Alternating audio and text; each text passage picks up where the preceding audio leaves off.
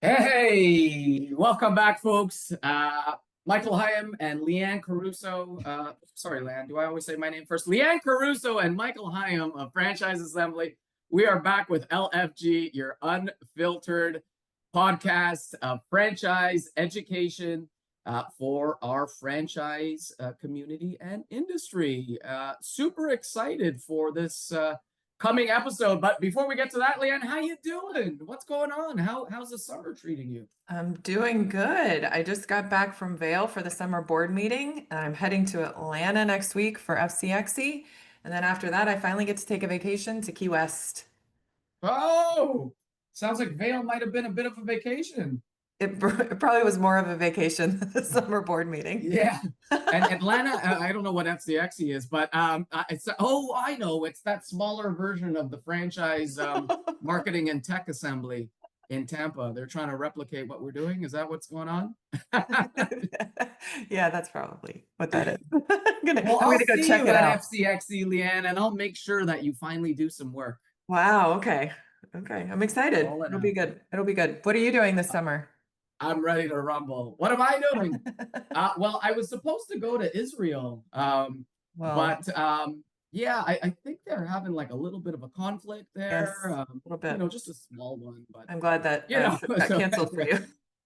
my flights were canceled, so we're not gonna do that. And instead, you know what? I was thinking of doing something a little bit different, and maybe going to like Panama or Greece, but then it was so close. Like my tickets only got canceled a week ago, and I'm supposed to head out next week, and so I'm going with the whole family. So we're just doing our standard Miami vacation. So I'll be in your neck of the woods. You will be. It'll be so close. We will be close. Yeah. What are you? You about 4 hours away? Is that what it is? Tampa, Miami? Yeah. Yeah. 4 From hours, eh? Miami? Yeah. Yeah. Well, I Well, hope if you feel the have urge to come visit Leanne, feel free to come visit us at the beach. I know you don't get enough sun in Tampa, so come on over to the fun part of Florida in Miami. Yeah, I would disagree that I don't love Miami. And I think we've talked about this before, so we won't keep going, but all right. All right. Who do we Well, have them today? fighting words. I'm a little bit You are feisty feisty. today. You are feisty. So before you get feistier, who do we have today? We have a personal friend of mine, Chris Connor, president and CEO of Franchise Marketing Systems. This is going to be a great one. Chris is a wealth of information and can literally talk. I mean, he's been, Chris, I hate to call you a dinosaur. I don't mean in age, but I mean in industry knowledge and length. Chris is a dinosaur of franchising. He's been in the industry for, I'm sure, 20 plus years. Can literally talk to almost anything in franchising. Super excited to have him on. But before we get to Chris, let's get to it. Our first segment is What's Growing On. This segment is sponsored by Franchise Assembly, a franchise event company, bringing resources and education to franchise brands and people. Leanne, tell us what's growing on. All right. So I posted this on my LinkedIn a couple times, but if you haven't noticed, Google's latest rollout, AI mode, is changing how franchise prospects find brands online. Instead of clicking to websites, users now get AI-generated summaries directly in search, which could mean fewer leads from portals and organic results. Franchisors need to adopt fast by investing in paid search, SEO, and AI-friendly content strategies. With AI evolving rapidly, this is just the beginning of a new era for franchise marketing.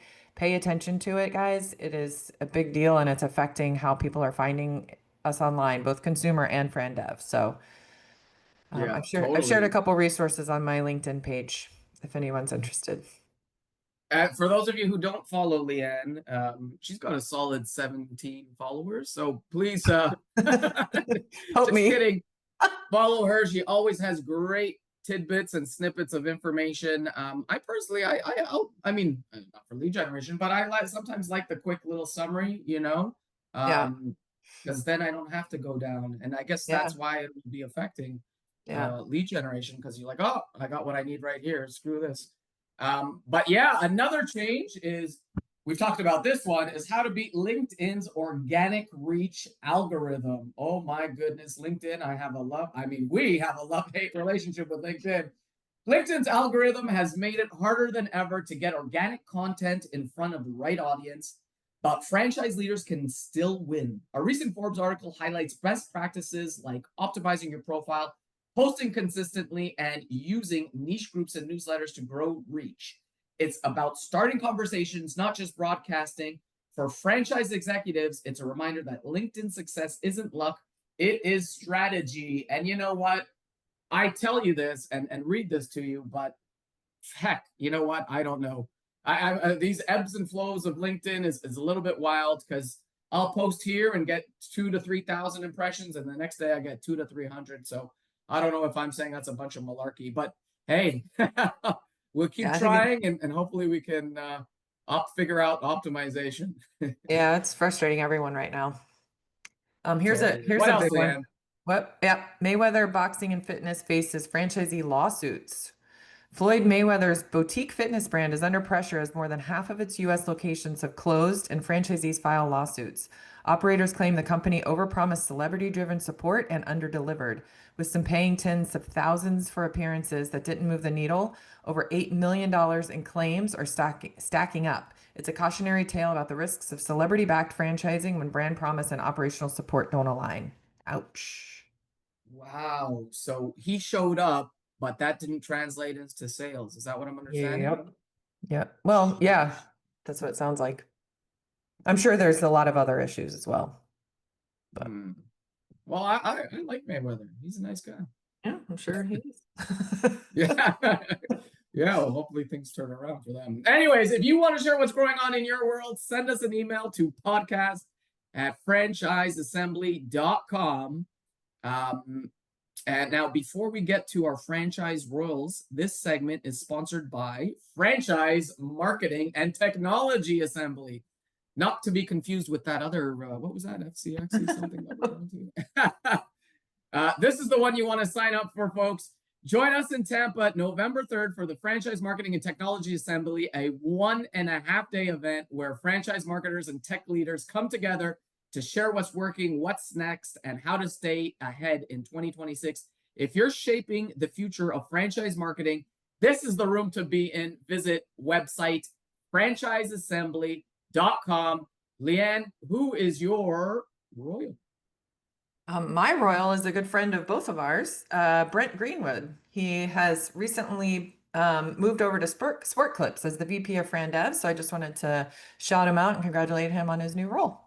Nice. Yes, I think I did see that. Brent, congrats, brother, and wishing you nothing but success. Leanne, I've got a quick good story for you. I got to tell you, my royal is Rich Deegan of Spartan Floor Coverings. Rich, it was at he comes to all of our events. He was actually at Let's Grow, and he comes to all of the franchise shows for leads.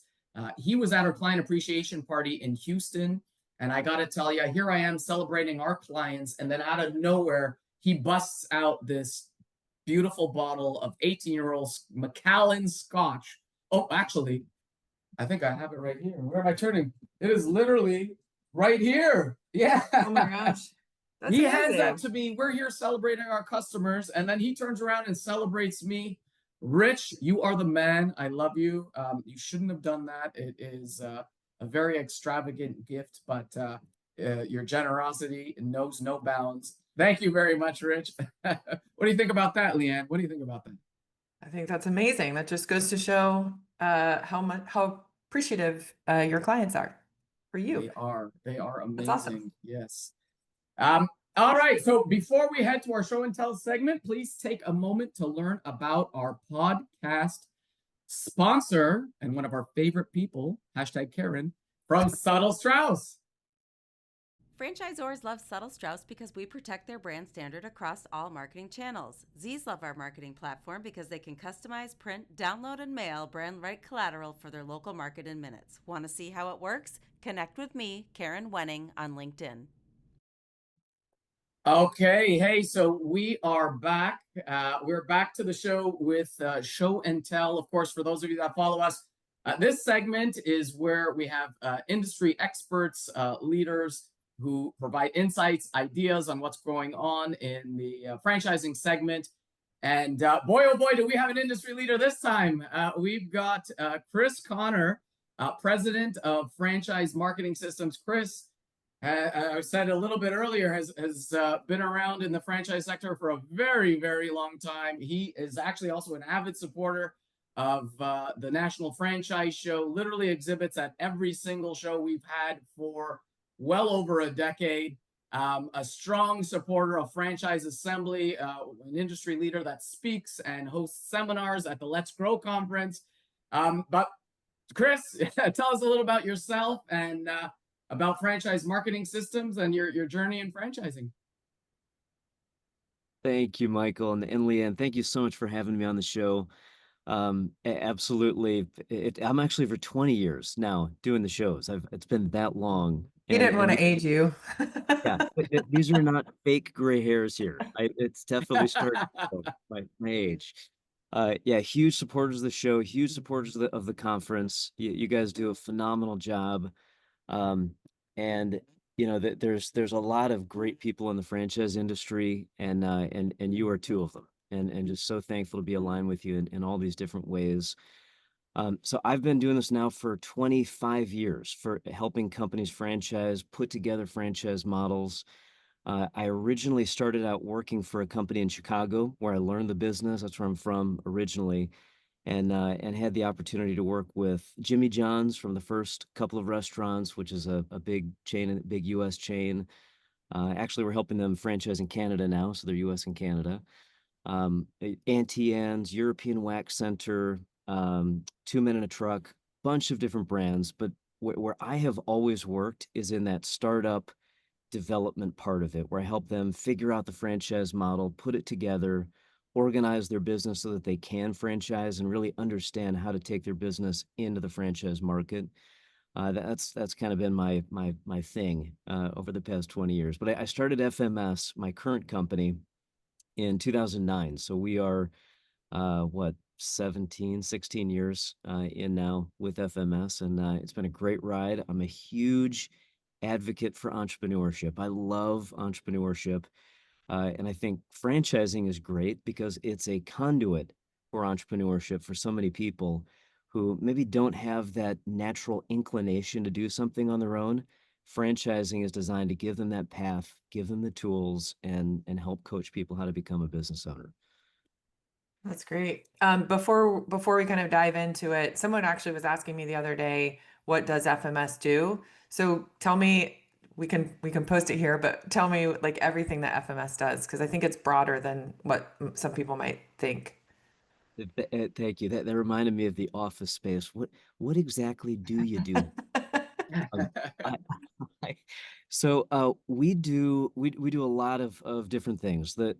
It's really broken down into two primary different functions. The first we call franchise development, which is getting the documentation organized, things like the contracts, the FDD, and the franchise agreements, the necessary filings that we need to go through to become a franchise model from a compliance standpoint. We do a lot of strategic planning, figuring out franchise fees and royalties and territory modeling, all the business elements that we need to make sure we have a good understanding of. And then also we're positioning the brand effectively so that we can be successful selling franchises, and the fee structure needs to be right so that a franchisee has a chance to win in this with us. We do all of that. We write training manuals and operations documents to teach franchisees how to run the day-to-day business. And then we do all of the marketing components, like we build franchise sales websites, brochures, application forms, pitch decks, all the collateral and the tools that we need to be able to go out and sell this as an investment. We do all of that in the development process. And then we will go implement that for the client, with the client, where we will become their sales team. And we market the franchise with them. One of the ways that we do that is through the franchise shows, through you, which we huge proponent for again. But digital marketing, PR, social media, all sorts of different lead generation mechanisms. and then we will work the leads for the client through introduction, interviewing, screening, qualifying, and we'll take them all the way to close. In that process, we have a lending team so we can help the buyers get a loan if they need to, and we have a real estate team so we can help them find real estate if they need to as well. The idea here is that we hope to be a strategic partner with the franchise company, particularly through selling those first 10, 15, 20, 30 locations when they probably can't afford to have a full-time in-house franchise director. We can be that team to help bridge that gap. And then at some point, a lot of times clients and brands should and will hire in-house people to do a lot of the things that we do. But we're meant to help that startup phase and get them to that point, get them cash flowing, and help them close those first deals. So soup to nuts, you kind of really help them get going until they don't need you anymore, and you get to set them free. Send them off like a bird. Yeah, Yeah, right. definitely. Hopefully they don't come back. Well, unless they're expanding into Canada, in which case that's great. Yes, definitely. So you've helped hundreds of brands, and you listed some pretty impressive brands that you've worked with. So what kind of separates the ones that scale successfully from the ones that kind of stall out?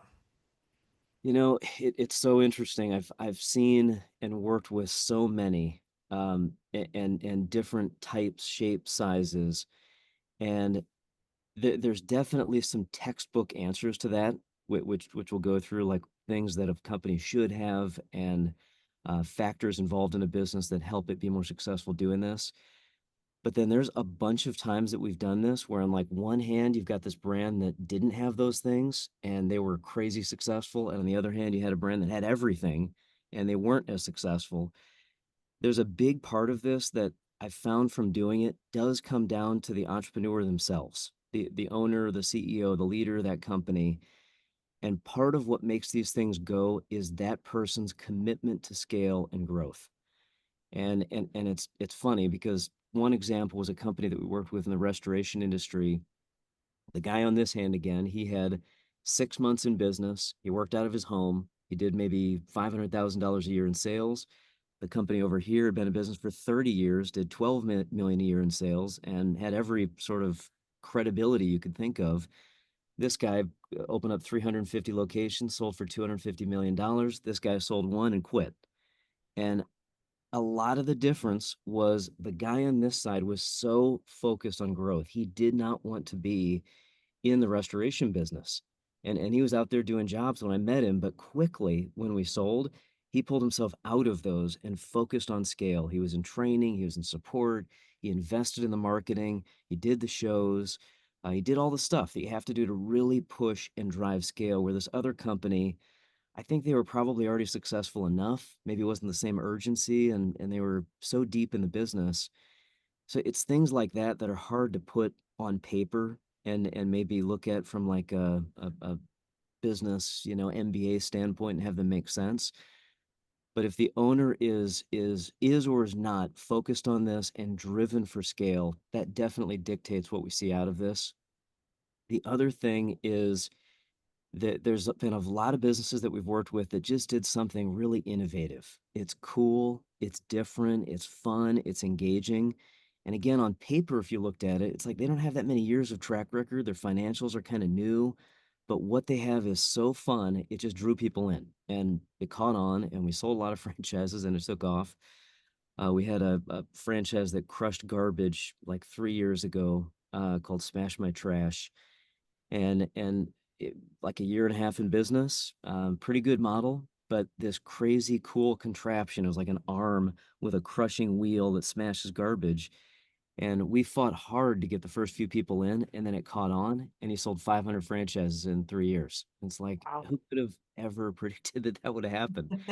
Um, but from the textbook stuff, what we look for, the things that definitely help make it work, good financials, strong unit financials, good systems so we can teach it, train it, and help a new franchisee get up and running. Good brand, great social media, great logo, image, website, all the stuff that draws people into a brand from a consumer standpoint also draws them in from a franchise standpoint. It's okay to be in a market that's really saturated and competitive, but if we're a pizza shop, we need to have something that's unique. What is our unique selling proposition? What's different? How do we compete against other brands out there? We need to make sure we have something like that. Otherwise, it's tough to sell it as a franchise investment. So those are some of the things that we look for when we're talking to companies and helping them evaluate whether franchising is a good idea too. Wow, and that's great, and it makes a lot of sense too. Where sometimes you just can't remove yourself from your business to the understanding that you're actually now in your business, but it's a different business, right? You're no longer smashing the trash. You're starting a franchise, and so the headspace, is actually a great segue into my next question, which is what's the biggest misconception founders have about franchising their business? Because obviously they're a lot of them are getting into it because they want to create this franchise and have that American dream. But what do you see from that standpoint?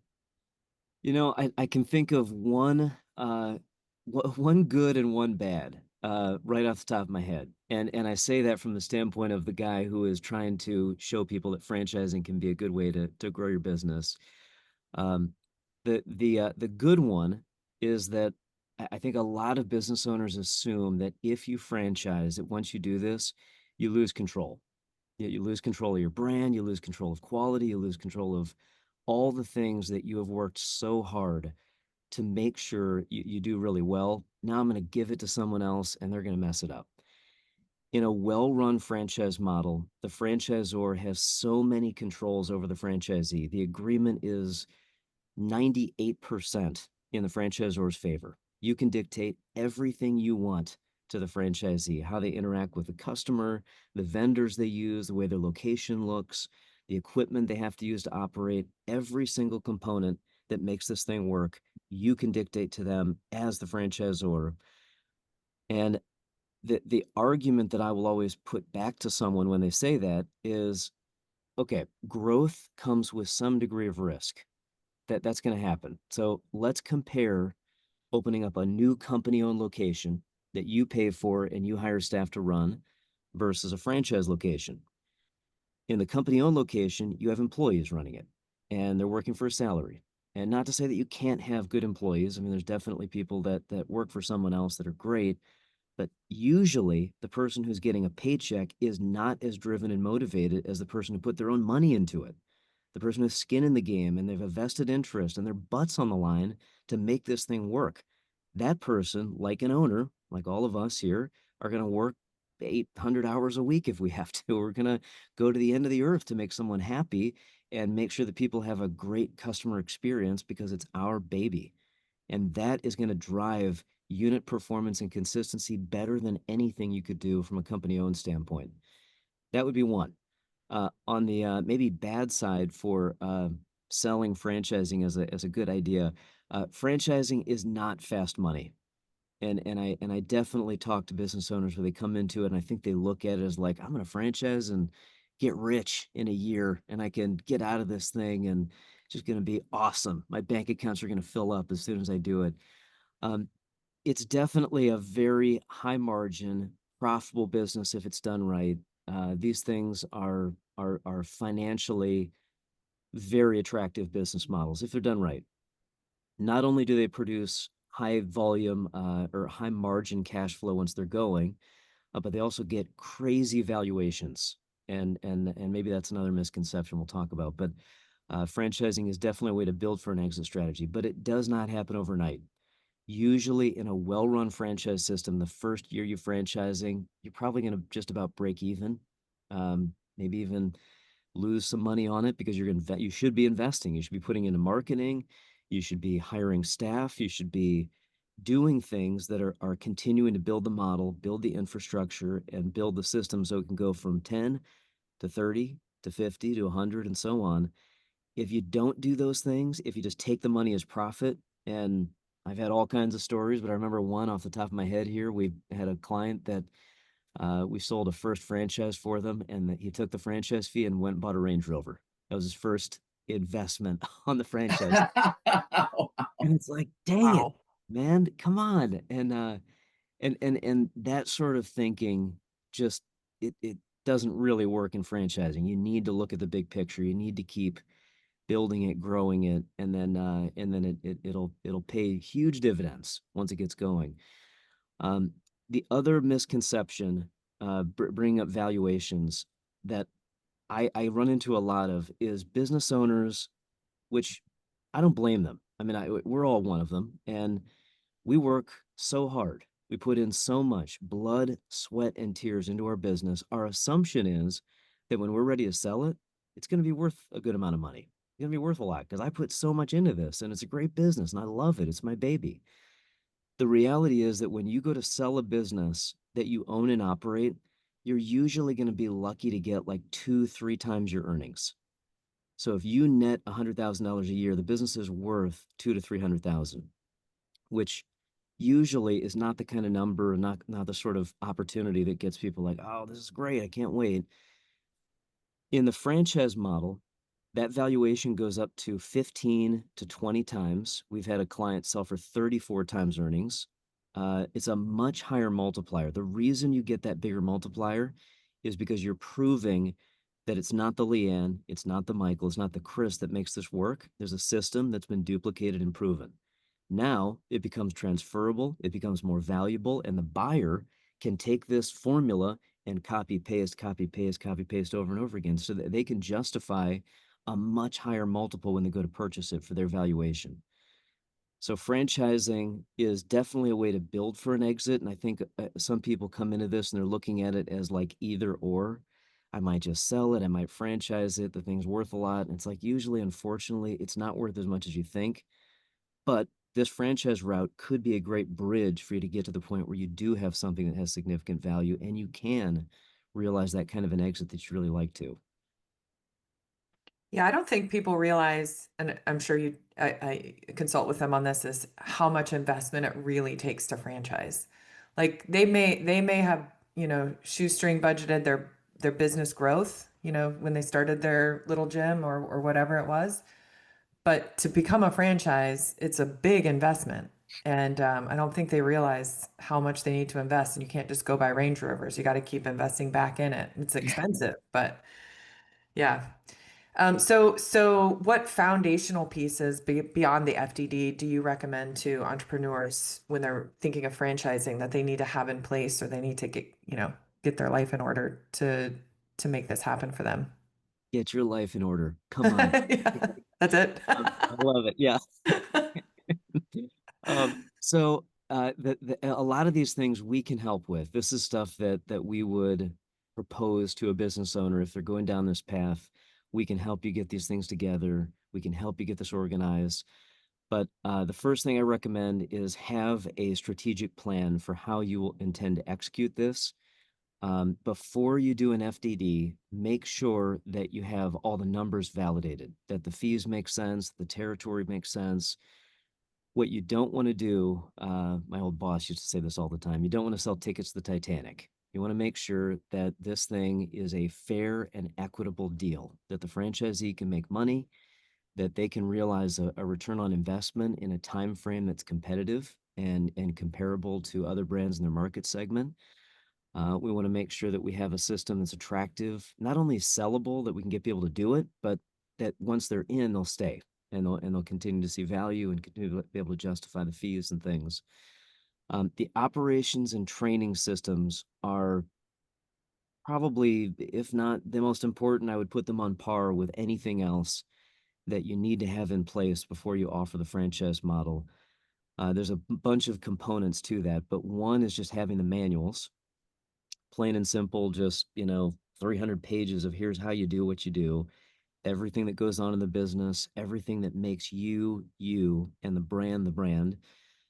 But we also recommend, and one of the things that we help with is building out a software called, we use a software called Trainual, but it doesn't have to be Trainual. There's a lot of different systems like that.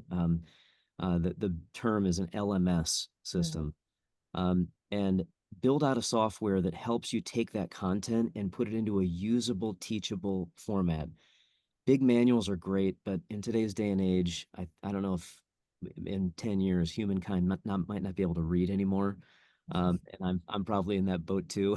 Everything needs to be technology. It needs to be interactive. video, easy to use. And so I recommend building out a software to do that, to hold franchisees accountable. Also, the brand stuff that I mentioned earlier, having the right pitch to be able to sell the franchise investment, that's one thing, brochures, websites, all that stuff. But tighten up your own brand. A franchisee coming into your business will scrutinize everything that you have, probably 10x what a consumer would. A consumer might buy your burger whether your logo looks good or not. They don't care. But the franchise buyer is putting in a lot of money. They're committing their future to your brand and your business. Spend the money, take the time, make sure everything looks and feels really great. You know, your kid might be a great artist and you had them do your logo. Probably hire a designer to do it. It's worth, the bucks to do it, to look and feel that part. And going back to that talk about which brands have scaled and which brands haven't, I've had so many examples of brands too that a big reason why they took off is because they look cool. It's like they had an awesome website, they had great videos, their social media was killer. And we had other brands that were like right with them, and these guys took off, and these guys kind of struggled to get people in. So it's worth the money, it's worth the investment and time and energy to do it, and it'll make a difference. Yeah, that's great. And so talking about that, all of that, and you may not have an answer for this one, but taking a step back of how we were talking about, how there's a certain headspace with franchisors, transitioning.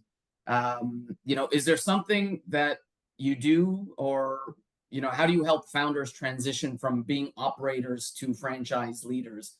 Because getting out of I'm no longer the owner operator and I'm now getting into a different model.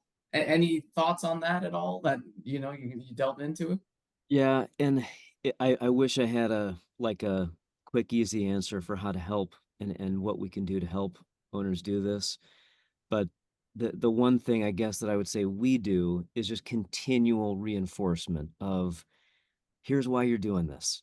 And I know you've got 10, 15, 20 fires that are burning right in front of you, and you've got a customer that needs attention, you've got an employee you called in, you've got a vendor who tried to raise their price on their invoice without you knowing. All those things are coming at you every day, every minute, every week, and I get it. But this is your path to get out of that operational grind and position your business for real growth and position you for that next level success. And what we try to do is just continual reminding of that. Hey, this is the path. This is where we're going. This is where we're headed. Look at the end result here. Look at what we can do with this. Look at these other guys. They're not any better than you. Their brand is not any better than yours. Their product's not any better than yours. Why can't we be in that same spot? We talk a lot about success stories, whether they're companies that we worked with or not. I mean, Jersey Mike's just sold for $9 billion. Jimmy John's, who we worked with, sold for 3 billion 10, 15 years ago. There's so many stories like this that started out in the exact same situation as you, Mr. Business Owner, making sandwiches, running the day to day, and they stuck to this. They committed to it, they invested in it, and they kept pushing on it. And even though it may not be immediate dollars coming in that are equal to what you get if you focus on the company business, it's worth it. And we just have to keep reminding that. The other thing that we try to do is facilitate replacing them at the corporate location. And it's a juggling match because that's usually the golden goose. I mean, that's what's paying the bills. That's where the cash flow is coming from. But it's doing it by baby steps. Let's say you as the owner are working 80 hours a week in the corporate business. Let's sell a franchise or two, and then, hey, let's hire someone to replace maybe 20 hours of your time at corporate. And are they going to do it perfectly, exactly the way you do it? Probably not. But let's try to get like 75, 80%. And to replace your 20 hours, maybe they work 40 hours. And just get over the personal sort of gripes that you have with delegation and giving other people responsibilities. And I say it like it's easy for me to do it. It's not. I mean, it's hard to do this. But you just have to keep reminding and showing the end game and showing where this can lead. And I think that's how we help get there. But I also have found too the people that tend to be good in this also tend to be big and embrace personal development type things. So coaching, um, some of the big names in coaching, many of them are part of those programs, which we do.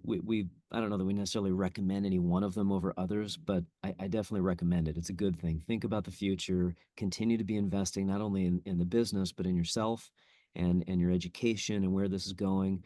Heck, this is one of the things where the franchise assembly, really helps. It gets people in a room. I can't tell you how many people came out of Dallas this year who are new into this. They're new franchises and they're fighting, to get their first couple. So they're there in a room with people that in some cases had like 500 locations, and they're talking to people, hearing about what their success has been, what the money looks like, but what the business looks like, and how far they've gone with it. And I can tell you firsthand, out of that conference, Franchise Assembly, we had 4 clients leave completely reinvigorated and That's great. willing to do the next stuff that they needed to do to keep it going. Where who knows, maybe if they hadn't, they would have given up and the idea would have faded. That's great to hear. So this is kind of almost the exact same question, but next level. So now they've grown up, and they've taken over. They've removed themselves from corporate. Now they're running a franchise business. How do you get it from the next level? Because it often does need to be the case that it's no longer founder led, Yeah. because as we know, founders can often get in their own way. But it's no longer founder led. So how do you prepare them for that? Or is it just kind of the same coaching? Well, it's a great point though, and definitely the brands that we've worked with that have gone from like 1 to 100 or more units, there was a point where they did hand over the franchise side to an executive, Hmm. and they started to delegate the franchise business to them too. And I suppose there's some founders that would be unique, that could be that person. Maybe they came from an executive position and then became a founder, but very few. And and I say this lovingly because I absolutely love entrepreneurs. Right. In never ending respect. They've taken such a risk. We all know how much work and effort and focus and commitment it takes to be an entrepreneur. But I also think the way that an entrepreneur is successful is in many ways like a gladiator mentality. It's kill or be killed every day. I'm fighting for my life. And those are the ones many times that make it and are successful. And that mentality doesn't always carry over to when we've got 100 franchisees and there's more nurturing and relationship building and strategic. So definitely, we start to suggest looking at building a team early on, probably 5 to 10 units. We would usually lean towards operations as their first people. Hey, you might want to get someone who can help teach, coach, go on site, because that becomes a bandwidth issue. And my ideal operations person is someone who comes from the industry. It's not necessarily a franchise expert, it's more an expert in their field, and we teach them franchising. That's where I would rather go. Um, Probably at the point of around 50 or 60 units is when I've seen most of these companies need to look at bringing in leadership, like a director, president. And for one, I mean, those people cost good money, so you have to have the cash flow to be able to pay that person. I always recommend whatever base needs to be paid, but then some strong performance incentive, whether it be on units acquired. I've seen some brands that pay a percentage of an exit if they build towards an exit, if that's part of their vision and their mission. We have helped people place executives, and that's something we've done as we transition brands to like that next phase of their growth. But definitely needs to be in the cards. Definitely should be something to consider. If a brand intends to go beyond 50, 60 units, I think it has to be something that they build into their plan. And that's next level. The first level is getting the guy to stop making pizzas every day and start Mhm. coaching and teaching. That would probably be like level 3 in their journey, or 4. It's like, okay, you've officially gotten out of corporate operations. Now let's focus on this business and you delegating how we move this on to the next step. And that's part of that's getting in the right executive team. Yeah, it's like, how do I let go of my baby? Uh, She's so cute. Yeah, she's so cute. She's growing up now. Let her Yeah, go, let her fly. she's 16. You Yeah. gotta let Let her her walk. drive. Yeah. Oh no. Mm. My daughter's 13 and I'm nowhere near letting her go anywhere. I Don't tell get me it. 16. Anyways, so switching it up a little bit, Chris, I know you deal with a lot of emerging brands and brands that you've helped create franchise. And sometimes there are certain industries that turn into like a fad, and all of a sudden, everyone in that category is starting to franchise. But from your perspective, who do you see right now, or is there an industry that is, primed for franchising? Is there something new on the horizon? Yeah, I mean, over 25 years, I'm sure both of you have seen this too in the length of time where it's like, you remember the eBay drop-off stores when Oh there were yeah. like 50 eBay drop-off store franchises all of a sudden? Um, I mean, you hate to see that where it's like an industry kind of like booms and then folds. But um, I think from a franchisee standpoint, the thing that I always recommend is like look at the consumer market, figure out how big this market is before you jump into a brand just because it's hot. Make sure there's the consumer buying side of it to justify the investment in the business. It's okay to buy into an industry segment that's fast growth and there's a lot of investment and movement in it, but make sure there's the customer buying dollars to back it up. On the franchisor side, definitely since COVID, it's been home services. Anything in home services has exploded, which is kind of crazy because before COVID, in many ways, home services was kind of like the redheaded stepchild of franchising. It was like you picture food, ice cream, retail, and then it's like, oh yeah, there's janitorial and landscaping also. But those are the categories that have grown light speed since COVID. Not to say that there isn't growth across the board. We've seen now a bunch of food service and ice cream models and things that maybe you'd think of as traditional franchise brands start to come back. Boba has been huge. We've sold a lot of boba franchises, and that category seems to keep expanding. But my personal opinion, home services is definitely a great category to be in. Um, I like I like businesses that have repeatable revenue. If you can find a business model that has like membership-based revenue, pest control, commercial cleaning, shoot, a lot of businesses that we work with now have created membership models in business segments that were not traditionally membership. We have an acupuncture brand, that has membership models to it. So I like repeatable revenue. And I like business models that, if we can, don't have, crazy high initial investment to it. Just it allows for a faster return on investment. Um, Food service, there's some great food service models that we work with, but there's others that have just gotten crushed. Food costs have gone up so much with inflation, supply chain, labor costs have gone up too. And then the cost of construction has gone up. So some of these models that used to be profitable and work now are just really tough to make work for the franchisee. So we need to make sure that the numbers are there to justify a royalty, because whatever that profit is, you've got to carve out royalty fees out of that too. So we would want to look at that too before jumping into a food or retail model. It's good. Yeah. Yeah, I think the rush on home services is really cool.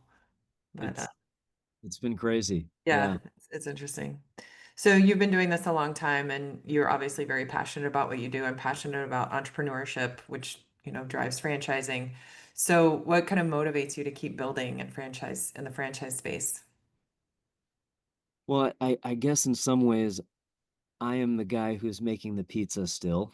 You know, I I make a lot of pizzas, and I love doing this. I mean, it's still something I really enjoy, and I'm, you know, absolutely. There's days where it's like maybe I should do something else, could just get kicked in the groin or something. But overall, I don't think I'd be choosing to do anything else. I mean, I love working with entrepreneurs. I love small business. I've worked in big corporations. for a short while. And I've worked with big corporations. Baxter Healthcare was a client, and Delta and Air Canada hired us for a project and things. I'm just not a big corporate guy. That could not be me. I don't think it could be either one of you either, if I had to No. pin something on you. Um, Definitely so not. I really do love this space. I love this field. So it is fun to do this, and I continue to have fun doing it. So I'll probably, retire / die doing this, I'm sure. But I would like to find ways to maybe add other components to what we do. We're looking at developing technology that would help facilitate franchise operations and training. That's one thing that's kind of in the works. Um, I'd like to look at more ways to help on the consumer marketing side. I think that's a big opportunity. We're helping set up franchise businesses, and we help these new locations open up.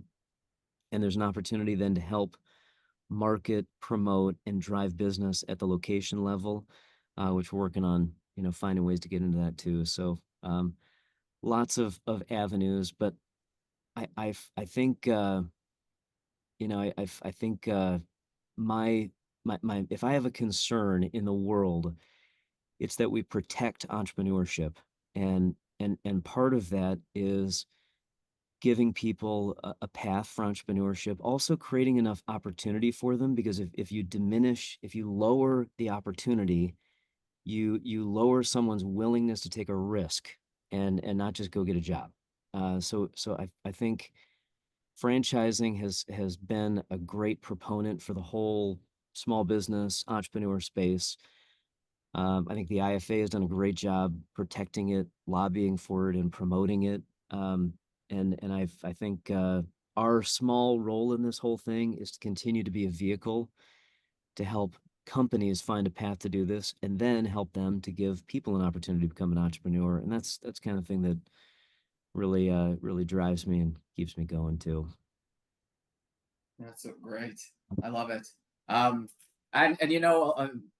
honest to goodness, I've known you now for a very long time, and for everyone listening, this is Chris in his true form. I love it. Thank you. That's what franchising is all about: togetherness. Before we let you go, Chris, tell me, what's one success story that still blows your mind? Anything that you can think of? Yeah. We I'd probably go to Restoration One. Um, he was a Hungarian he is a Hungarian immigrant. Phenomenal guy. Just one of those people that like exudes passion. When I met him, I was doing a seminar on franchising, and he's in the back of the room wearing a Hawaiian shirt, and the whole time he's like cheering. He's like, "Yes, yes." I'd never met him. He's so pumped. Um, and and after the meeting, he comes over. He had just started like a month ago, and he was waiting for his first insurance check. They get paid by insurance companies. He's like, "I am sending that check right to you, and I'm franchising. We're Oh, starting." wow. And I'm like, "All right, seem a little bit nuts here," but sure enough, he starts franchising right away, and he was so passionate, so enthusiastic about it. People just, I think, were drawn to him, and they loved it, and they heard him, and they felt it. And his first year we sold 3, second year we sold 7, third year we sold 9. It just kept growing. At 310 locations, he had a $200+ million exit. Um, and I think anyone who looked at him again on paper talking about that, they probably wouldn't have given him a whole lot of credit. But he had that endless drive, endless focus. It was like he had a good business model too, but it was more passion and drive that made it go. And he's the kind of guy where I, I will talk about him to someone else who's like, "I haven't been in business for 30 years. I don't do 10 million a year." It's like, well, neither did this guy. Right. He had a good model. He knew there was an opportunity, and he did not quit. He drove it. And it's like, man, that's what makes this business so great. Where someone who doesn't have a ton of money, doesn't have, the last name of someone famous or rich, they can do it. They can change their life and absolutely build something that's like generational, changing for them. So that'd be it. Love it.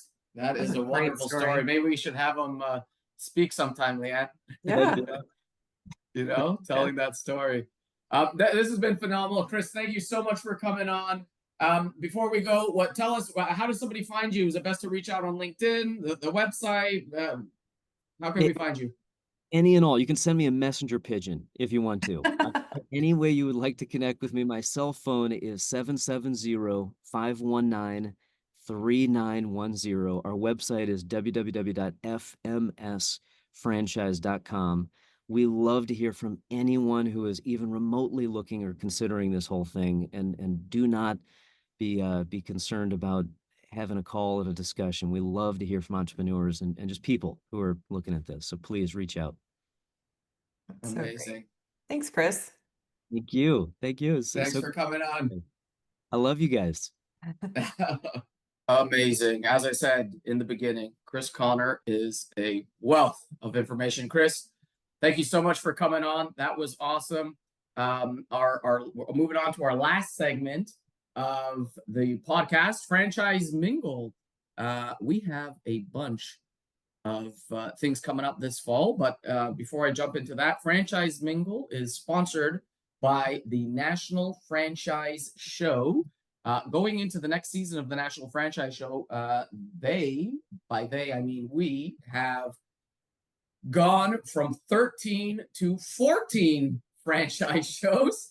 Nice. For the coming season. We've got 5 in the fall and then another 9 in the spring, if my math is correct. And I'm just going to run through these cities. If you happen to be developing and need prospects in any of these cities, then you should absolutely reach out to me and I'll tell you a little bit more.